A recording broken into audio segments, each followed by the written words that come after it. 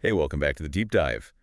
Today we're getting right into something pretty fundamental, Yeah. actually. It's all about, trying new things. Our source for this one is literally called Trying New Experiences. Right. Simple title, but a lot underneath. Exactly.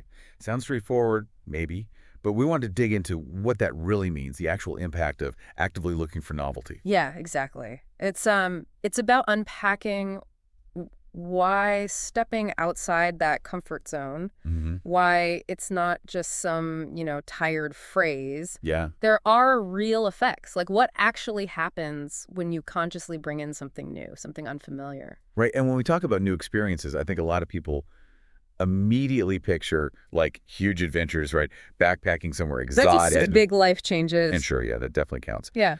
But the source makes a good point. It's also the small stuff, the everyday things.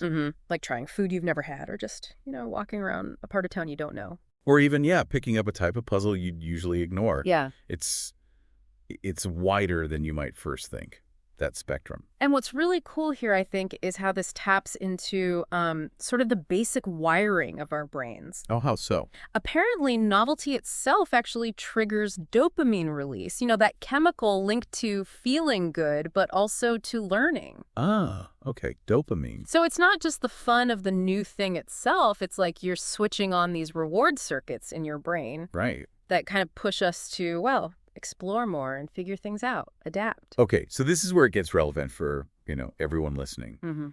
Think back to times when you felt, I don't know, really engaged or learned something surprising about yourself. Yes, those aha moments, maybe? Odds are those moments probably didn't happen when you were just doing the same old, right? Just running on autopilot. Probably not. Yeah. And the source really emphasizes that deliberately breaking routine, it can be a huge catalyst for change. A catalyst, yeah. Yeah, and if you zoom out a bit, it's not just about, like, making life less boring, although that's nice too. Sure. When you deal with something unfamiliar, you're basically forced to use your brain in new ways. Right.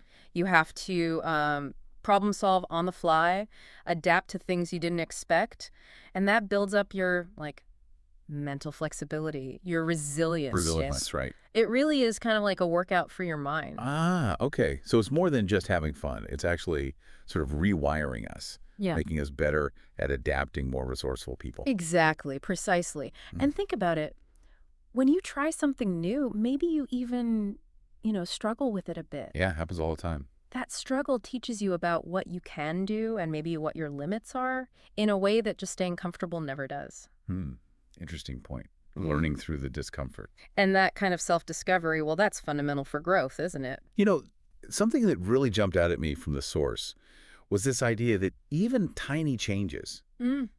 they can have surprisingly big effects, ripples. Mm-hmm. Like you don't have to suddenly quit your job and, I don't know, trek across a continent. I mean, you could, You could, but it's not required.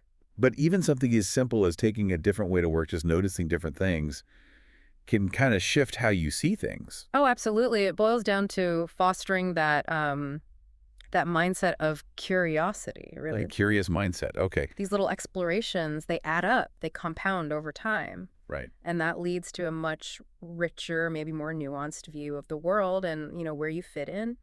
So you see things differently. It's almost like training your brain to spot opportunities or possibilities you might have just missed before. So, okay, bringing it all together, Mhm.